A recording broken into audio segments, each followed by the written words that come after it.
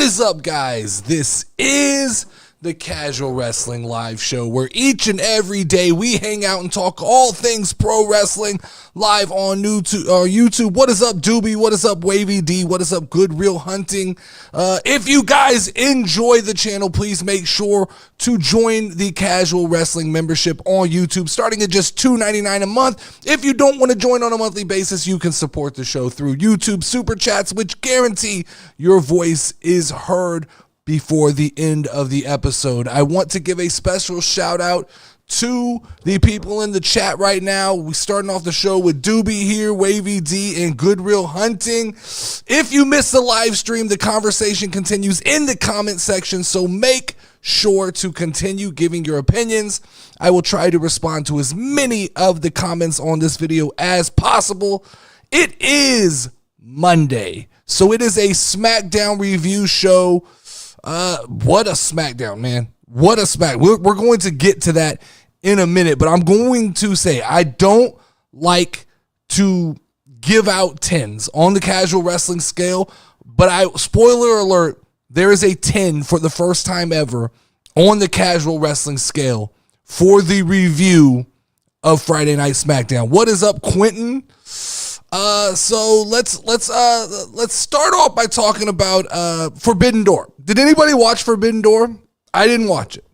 I've consumed a lot of Forbidden Door through social media, through the dirt sheets, and through what I've just kind of seen community people talking about.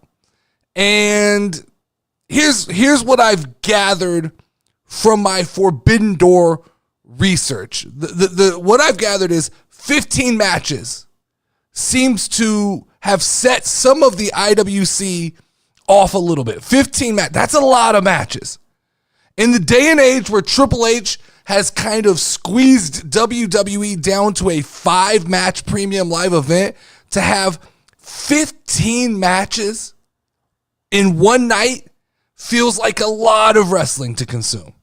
That feels like a lot of wrestling to watch for me as somebody who doesn't know probably 60% of the people who were involved in that card. Like, this is the reality of why we sit as casual wrestling fans and we talk about how you have to be a hardcore, just sick wrestling fan in order to watch AEW. It is because 15 matches in one night. We think that's acceptable these days. And maybe it is. Maybe there are people who just can't get enough professional wrestling and they want 15 matches in one night. I can't do it. I just can't do it. I have become accustomed to Triple H's 5 and tight. Five matches, 5 matches of premium live event, plenty of wrestling, plenty of storytelling, and then I'm out of there. Then I pick back up on Monday and I pick back up on Friday. I don't know. AEW feels like it feels like we flip-flopped at this point. It feels like at this point we've done a little switcheroo and that AEW is the company trying to cram as many things into one night as possible, and WWE has become the company that is letting things breathe. That feels so weird to me. 15 matches, guys. 15 matches. And we started off the show with MJF. I told you guys, I don't know what they're doing with MJF. I don't know how Tony Khan is dropping the ball so bad with MJF right now, but he needs to be the feature of every pay-per-view for AEW. Now, I've heard good things about Will Ospreay and Swerve Strickland. I have heard good things. The clips I've seen, I don't know. My problem is every time I see clips of a Will Ospreay match, it just looks like a gymnastics competition. So much flipping, so much no selling. Hurricanrana, this guy didn't fall. Hurricanrana, that guy didn't fall. Just flip, flip, flip, land, flip, flip, flip, land. And then the IWC loses their shit and says, look at this chain of moves here. And what I see gymnastics. I don't see pro wrestling. Now, maybe it was a good match. I didn't watch the whole match, so I can't comment on the entire match. But 15 matches. 15 matches. That's even a lot to catch up on through social media. That is so much wrestling. So much wrestling in one night, especially. Now, the numbers look good right now. The numbers look pretty decent for Tony Khan. I think he said, they hit 1 million on the financial side. I think they said the building was pretty full. I don't know. I haven't seen enough. What I do know is that AEW does pay-per-views pretty well. This is their bread and butter. They can't figure out what goes on between these major events to keep people interested. That's what it is. Let's talk a little bit of news. Let's start the show off talking some news that happened. Starting with this first story here, coming out of what do we call this? Forbidden Door. Britt Baker returns at Forbidden Door to confront Mercedes Moné. So finally a reason for me to watch AEW again. The doctor is back. Like this is something, this is correct booking here, Tony Khan. You finally got somebody back that makes a casual wrestling fan go, all right, you get my Wednesday. You get me to turn the TV on Wednesdays. Now, this is going to be interesting. This is where Britt Baker and Mercedes Moné is going to get pretty interesting because Mercedes Moné is the new golden child, right? Mercedes Moné is the one who built her creative freedom into her contract, she says. She says that her and Tony Khan sit down and discuss creative on a weekly basis. Well, Britt Baker's that OG. Britt Baker's had that kind of freedom. Britt Baker she has that kind of leverage being friends with Tony Khan. So this is going to get interesting because here's what I'm going to tell you. If Tony Khan takes a hot shit all over Britt Baker in this feud and he protects Mercedes Moné, she's done. Britt Baker's not sticking around to job out to Mercedes Moné. And on the flip side, I don't know how you book this. I don't know how you book this to make both of these superstars look good. Britt Baker is a pillar. More so than all of these random little 5'8" guys that Tony Khan calls the pillars of AEW. Britt Baker is the pillar. She is potentially the most commercial asset that AEW has, not named MJF. So this will be interesting. I think this will get eyes back onto the product. I will give up my Wednesday this week to see what they do with Britt Baker. Now, if they shit the bed, I'm gone. I'm back out. If you shit the bed with Britt Baker, I'm out. I'm not sticking around to see what you do. Because honestly, some of the booking by Tony Khan in the women's division makes me scratch my head. I saw some of this. I don't even know these people's names. I saw Dave Meltzer protecting an angle where girls were kissing in the ring, and somehow that's a storyline. I don't get it. Like those things, if Dave Meltzer has to explain to me why something is a storyline, it's not for me. It's not for casual wrestling fans. It is for the hardcore sickos who are going to make a story out of a non-existent story. But Britt Baker's back. This is a big deal. I am excited to see Britt Baker back in the ring. And you're right, Good Real Hunting, she looked phenomenal. Like, she looks like a superstar. The gear, she's in perfect shape. She's got the same swag. Everything looked good. I'm ready to see Britt Baker back in a AEW ring. Second story I have here is, let's pull this up. Aaron Stevens doesn't think WWE was pleased with his organic popularity. Aaron Stevens, better known to WWE fans as Damien Sandow, was one of the most over stars for a while in the company, previously owned by Vince McMahon. However, despite his popularity, the promotion never pulled the plug on him, and he was released without ever holding a singles title in 6-year run. Man, this is absolutely insane to me. Damien Sandow was one of my favorite wrestlers of all time. I have a short list of guys who I think never got their fair shake. I think Elias is on that list. I think Alex Riley is on that list. And I definitely think that on the top of that list has to be Damien Sandow. This man got over with so many bad gimmicks. So he was just destined to fail, and he kept overachieving. And I do think that Vince McMahon could never quite figure out how to put his thumb down on top of Damien Sandow to control what he was becoming. I think despite efforts within WWE to try to make Damien Sandow irrelevant, he continued to rise to the top. So, yeah, I mean, I don't know how much news this is. I think we all probably sort of knew this, that WWE never gave him the fair shake. From the intellectual savior of the masses, I loved that gimmick. I always love a good I'm better than you gimmick. It works with MJF. It worked with Aaron Stevens. It worked with Alberto Del Rio. I like these gimmicks where I'm better than you, I'm smarter than you, and it worked for Damien Sandow. He came in hot, right? And then, I don't remember, he was part of a couple other things, but he ended up being part of the Miz Taraj. And once again, he killed it there, or he was the stunt double. I don't know if he was Miz Taraj. He was the stunt double for the Miz. And when he was doing the same thing that Miz was doing in the ring, outside the ring, he absolutely killed it. I wish that there was a way that Triple H could bring Aaron Stevens back to WWE and we could get a proper Damien Sandow run at this point. I don't know how old he is. I don't know what he's got left in the tank. I don't know what he's doing right now. I know I've read that I think he retired from wrestling, maybe came back, retired again. I don't know the full story. The problem is, once someone leaves WWE, they kind of fall off of my radar. And that's the casual fan in me, right? I'm not chasing Mercedes Moné. I'm not chasing Damien Sandow. I'm not chasing you guys all over the world. Once you leave WWE, and maybe that makes me a bad fan. Maybe that makes me a bad fan. Maybe that's why the IWC hates casual fans, is because once something leaves WWE, we don't pay attention anymore. What's up, Randall? Have Sandow come back and play the comedy thing with R-Truth? Yeah. I mean, exactly right. Just have him show right back up. He could fall right back in line with R-Truth and The Miz.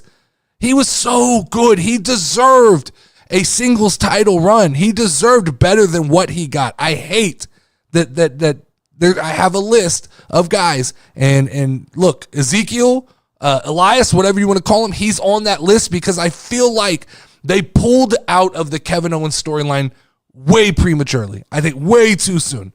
There was so much more they could have got out of that. Look, you could have had Damien Sandow come back and be one of Elias's brothers. Let's just bring it back. Let's bring back Elias. Let's bring back Damien Sandow. Let's just have the whole Ezekiel family show up, and let's rebuild that storyline. Because what's Kevin Owens doing right now? He's just stuck in a story with the Bloodline where he keeps getting beat up. Let's do it this way. I would prefer, let's figure out a way to get Sandow back into WWE. Third story of the day is going to be, let's see, I got it right here. Oh, Liv Morgan throwing out the first pitch at Fenway Park. Liv Morgan's on fire, guys. I've talked so much shit about Liv Morgan in the last 6 months that I've seen people come out of the woodworks in my comment section and in my inbox to tell me how wrong I was about Liv Morgan. I'll 50% eat this. I will 50% eat that I was wrong on Liv Morgan. I still don't think I'm wrong on the skill set and the talent that Liv Morgan has. Where I think I was wrong was Triple H knows how to book Liv Morgan. Triple H understands how to protect Liv Morgan and put her in the crazy girl storylines that she excels at. But look, Liv Morgan's out here throwing first pitches. She's big time. She's on the big scene, and I may not love the Liv Morgan Zelina Vega feud. I may think it's throwaway, but we ultimately are headed towards Rhea Ripley and Liv Morgan, and I think it's put up or shut up for Liv Morgan. If she can stand toe to toe with Rhea Ripley when Rhea Ripley returns, I think that Liv Morgan solidifies herself as a top player. What's Good Real Hunting say? My final judgment, no pun intended, is her feud. Yeah, I agree. That's exactly what I was just about to say, right?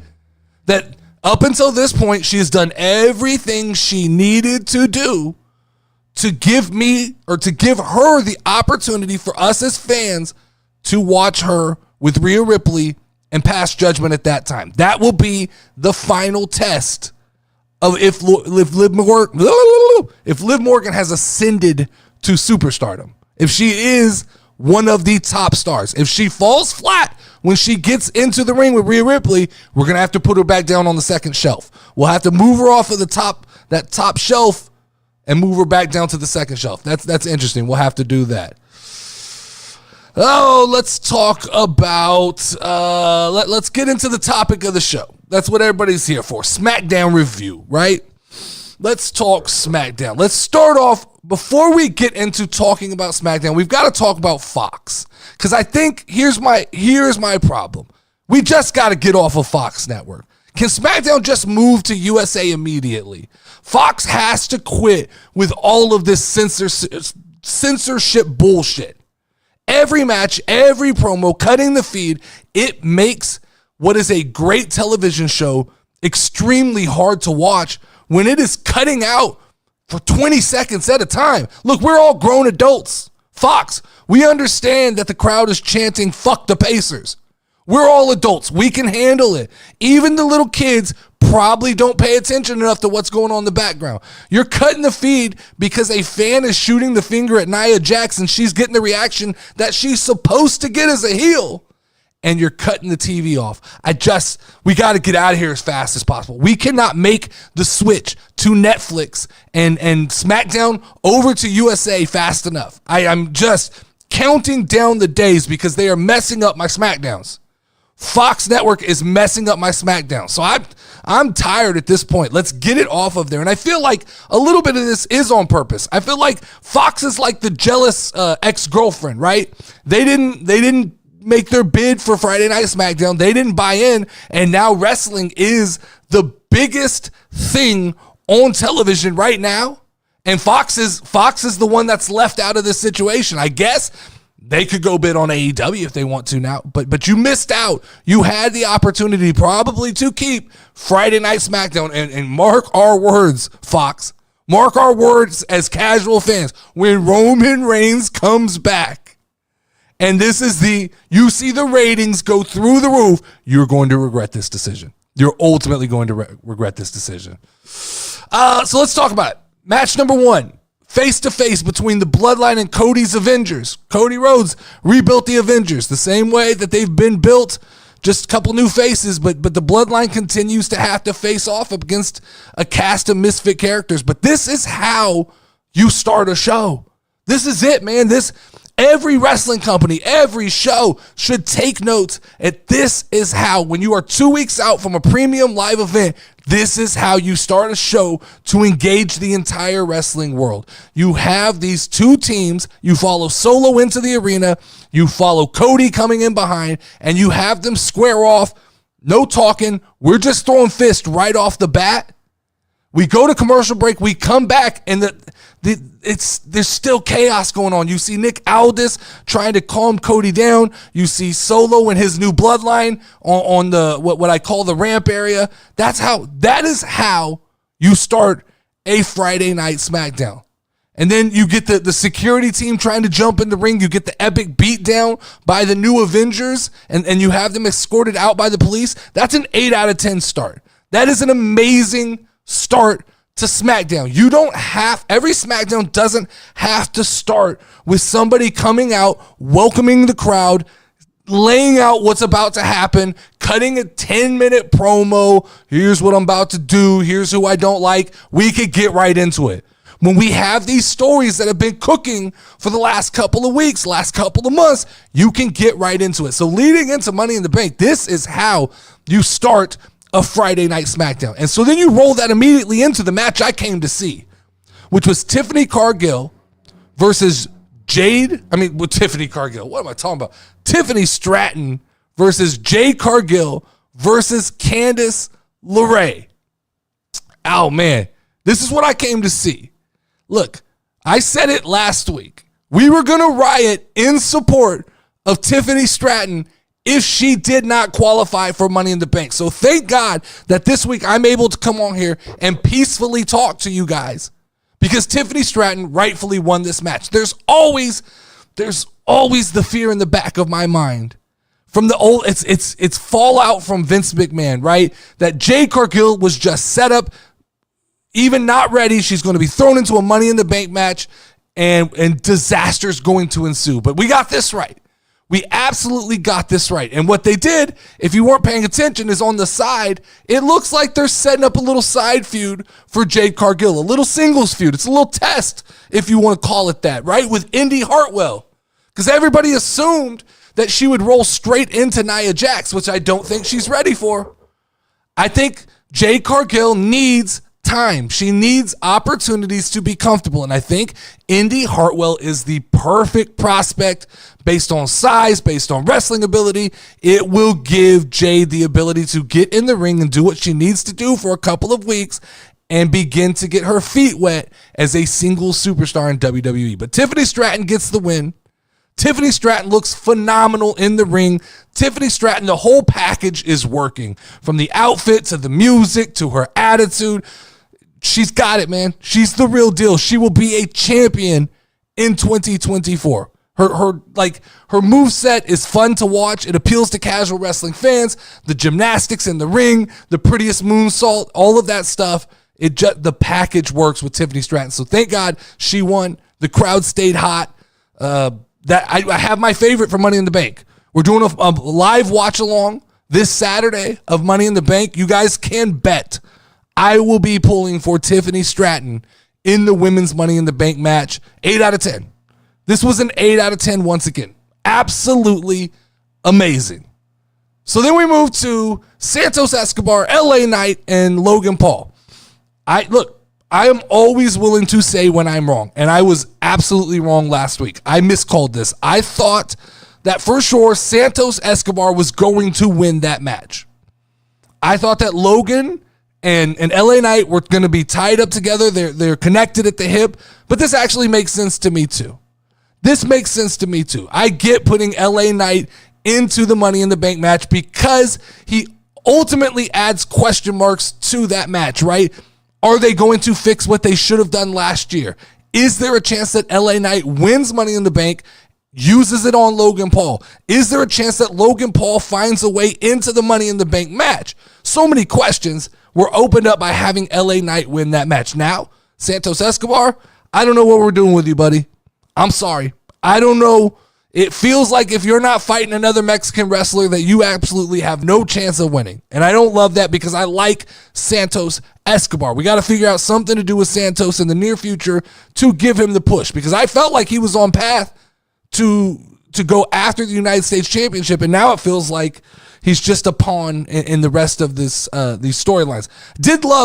I did absolutely love the Tyrese Halliburton, Jalen Brunson inclusion. If you're not a basketball person, it may not have made sense, but since I am a basketball person, I liked the idea of in Madison Square Garden using Tyrese Halliburton as a heel. And the fact that these guys play ball, and I think it's so cool that Jalen Brunson and Tyrese Halliburton actually buy into this kind of stuff. I don't know if they're wrestling fans or not. Tyrese Halliburton seems like the kind of cool kid who would be a professional wrestling fan.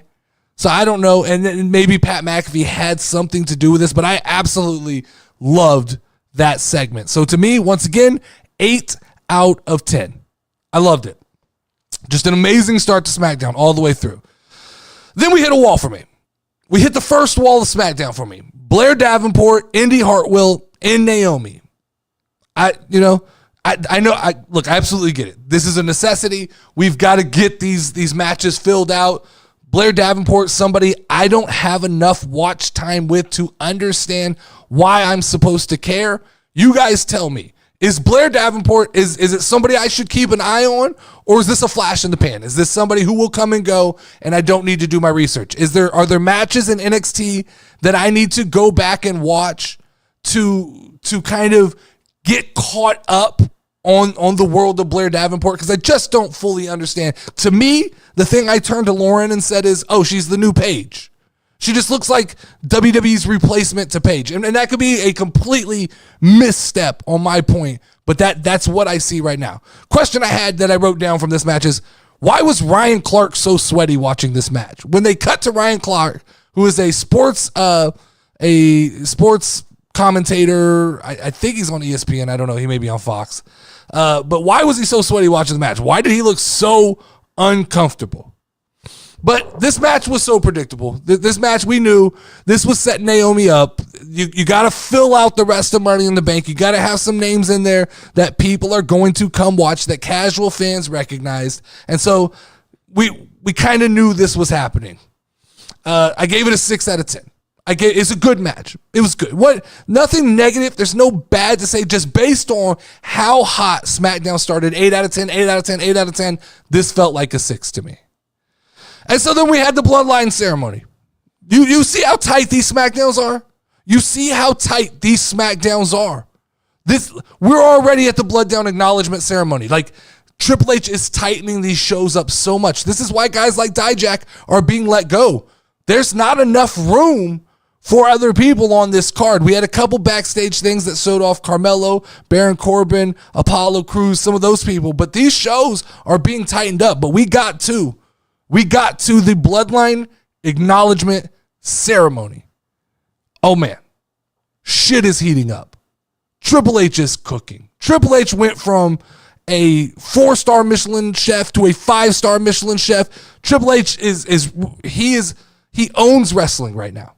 He absolutely owns wrestling right now. We are talking about Solo Sikoa. We are talking about a guy that 6 months ago was the bottom man on the totem pole in the Bloodline, to now this man is main eventing Friday Night SmackDown as the leader of the Bloodline, and our eyes are all glued to the television.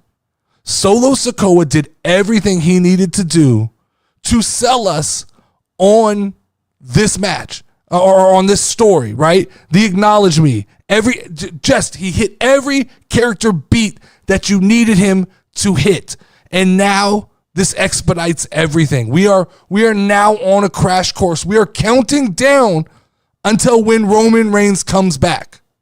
This is the clock has started. It is official. We are counting down the days until Roman Reigns comes back and we get the inevitable first face-to-face between Roman Reigns and Solo Sikoa.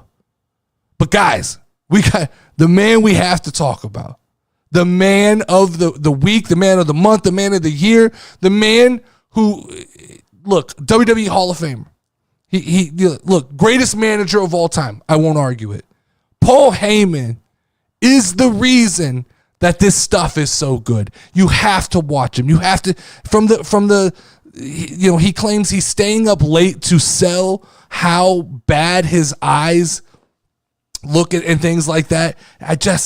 Oh my God. Paul Heyman. What can we say? Did y'all see the bump that Paul Heyman took? This man, he lives and breathes. Wrestling is his world. This is going to be, look, before we go too much further, 10 out of 10.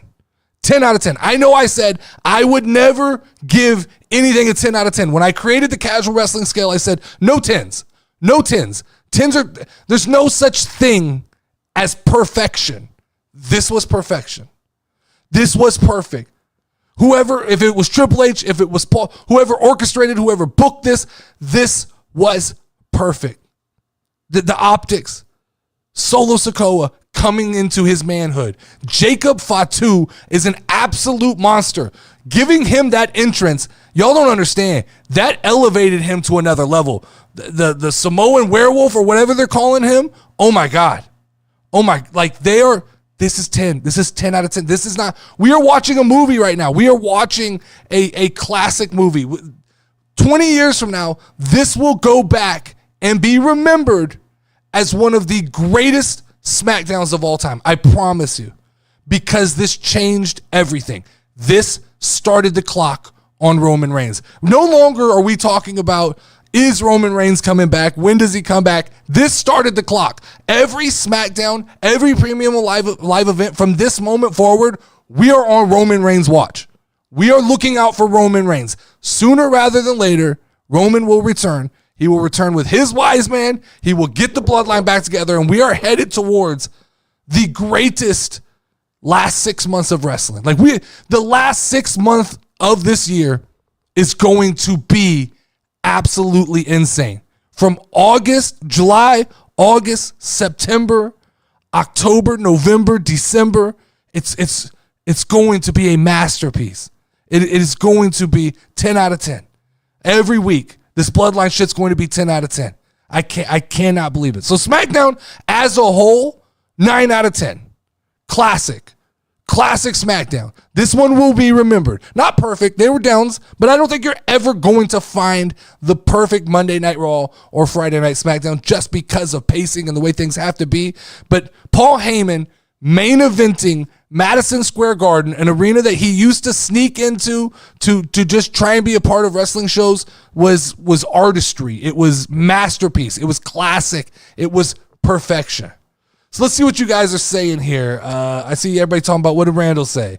Solo did such a great job to make himself look hated and Roman loved. Yeah, yes, Randall, you're exactly right. Solo, nobody's going to give Solo this credit because as fans, we don't read enough into it. But the reality is Solo is holding down the fort while Roman's gone, and Solo is not single-handedly. Let's not go that far, right? The Bloodline, Paul Heyman and Solo Sikoa are doing Roman's work and turning him babyface. He is going to come back to the biggest babyface reaction of all time. It is going to be insane. I hope it happens at SummerSlam. I hope that during Solo versus Cody Rhodes, Roman returns and that place just absolutely explodes. That moment, I can't wait for that Saturday that I get to come back on Monday and talk to you guys about what could be one of the biggest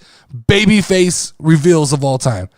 Did you see the Vince McMahon jump scare at AEW? No. What was are you talking about the guy that looked like Vince McMahon? Who was that guy? I did see pictures floating around on social media of somebody who looked like Vince McMahon at AEW. Was that done by design, or did that man just decide that the Vince McMahon look was the look to go with? Let's see. Goodwill Hunting says Fox is going to regret letting SmackDown go, especially with how on fire. Yeah, I mean, I truly believe that SmackDown is going to be the biggest thing in the next 6 months, and Fox let that go. That's insane. Yeah, he's the CMLL president. That's crazy. I guess that's a look. Looking like Vince McMahon, that's a look. The Spanish mustache and the I don't know. I did see the memes. I didn't actually see it. What's Doobie say here? Do you think Roman returning in Money in the Bank just to save Cody Rhodes from the wrath of Solo? Or do you think Roman returns when Solo and Jacob Fatu eyes him and Jacob Fatu? I think it's SummerSlam. I think Money in the Bank's just a little too soon. I think you save the Roman. I think Cody looks like he's in trouble at Money in the Bank. I think that definitely the Bloodline is going to show a level of dominance at Money in the Bank to kind of set the table for how powerful they actually could be. And then I think at SummerSlam, we are going to get a WWE title match between Solo Sikoa and Cody Rhodes, and that is where Roman comes out. Will we get a new wise man for Solo? Okay, so this is interesting. I wanted to talk about this, but I don't know enough about. I saw social media post about somebody who was saying they're ready to go. Who is that person? Somebody inform me who that person is. Looked like a Cuban man or a Hispanic man, but he was saying that he would make a perfect new wise man. I like it. I like the idea of Solo rebuilding the Bloodline in his image with all the same pieces. I actually do. When Cody and Randy finally go at it, do you see Randy going over? No, not at all. I think Randy is in his just here to fucking have fun stage. And I don't think Randy's looking for titles. I think it was Umaga's old manager. I'll get to that in a second. Yeah, I think that I don't know when Cody and Randy finally go at it. That's got to be later this year. Because right now we're headed into the Bloodline stuff. I don't see the reason to turn Randy at this point. I think Randy will be on his own path for a little bit. But I think Randy Orton's kind of at the point of his career where he's just having fun. Everything he does is going to need to be fun, and it's going to need to be exciting. And I don't think the titles mean much to him. I do think that him and Cody get to it, but I think it's going to be down the line once the Bloodline stuff has pulled the Bloodline away from Cody. But it was okay. So it was Umaga's old manager. That makes sense. That to me, Any little wrinkle you can throw in at this point, and it shows that Triple H is willing to hire as many people as he needs to hire in order to make this storyline pan out. Like, this is going to be epic. I still stand by the idea that The Rock is going to come back as a babyface with Roman Reigns to begin this, civil war, and that he turns on Roman at Survivor Series. I still stand by that belief. I actually think so. I want to read you guys a couple more messages I got from my inbox this week. These were all in regards to Jack Perry and AEW Forbidden Door. I got a message that said, "This is why nobody outside of hardcore IWC even watch AEW. Even I could beat up Jack Perry." So I guess Jack Perry won the TNT title is what I've kind of pulled from my research of Forbidden Door.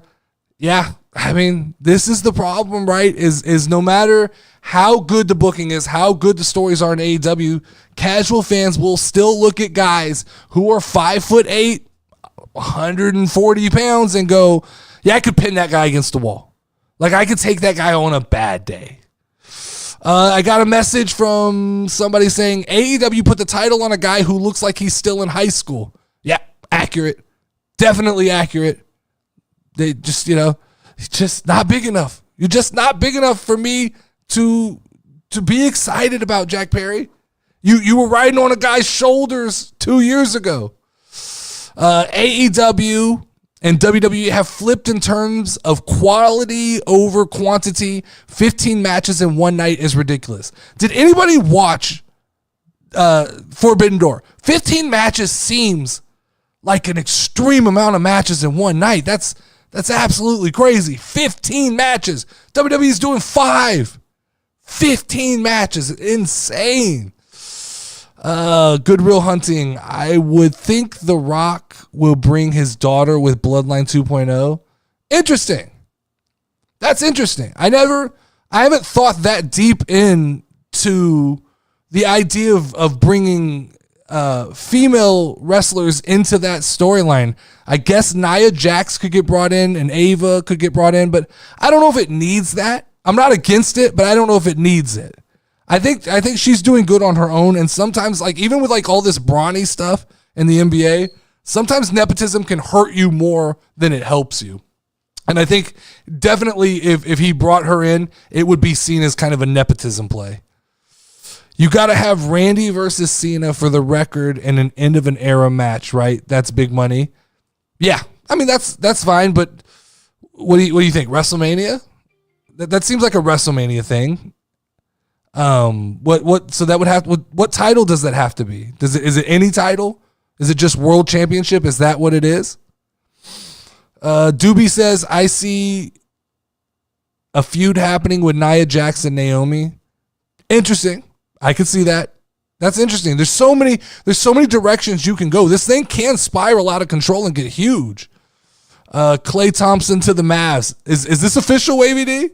Or are you just throwing news in there? Because I'm on Klay Thompson watch. Spurs got Chris Paul last night.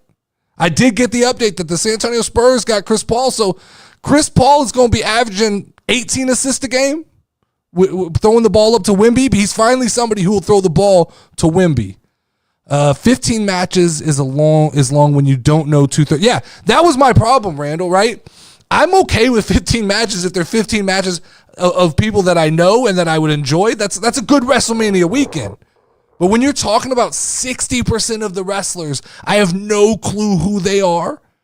That's a tough watch. When MJF is opening the show against somebody that I've never seen wrestle, that's a hard thing to stomach. Naomi blending with the OG Bloodline and Nia blending with The Rock. Okay. I could see that. I see that more than Ava. I do see that more than Ava. But to me, honestly, I don't think the Bloodline needs the female wrestlers. My phone just went off, Wavy D, so I'm assuming that's what it was. That's interesting. That's interesting. Klay Thompson to the Dallas Mavericks, end of an era in Golden State. I don't know. Does that work? Does Kyrie Irving Luka Doncic and old man Klay Thompson, does that work? Klay don't got the knees that he used to have. We'll talk about that. We can talk about that on a little side thing in the casual and nerdy Discord. Anybody got anything else to talk about? I think I'm out of steam. I'm out of things to talk about here today. We talked about we got Monday Night Raw. Talk about fighting for the ball. Yeah, that's exactly right. We can talk about that. We can have that discussion off of the live. Yeah. I'll come to the Discord after the show and we'll talk about Wemby and Chris Paul because I have lots of thoughts because I'm not a huge Spurs fan, but I am from San Antonio. But that's it for today, guys. Make sure to join the Casual Wrestling YouTube membership. Thank you guys, as always, for taking the time to hang out. I am Nerdy D. You guys are the Casual Wrestling faction, and we will talk more about pro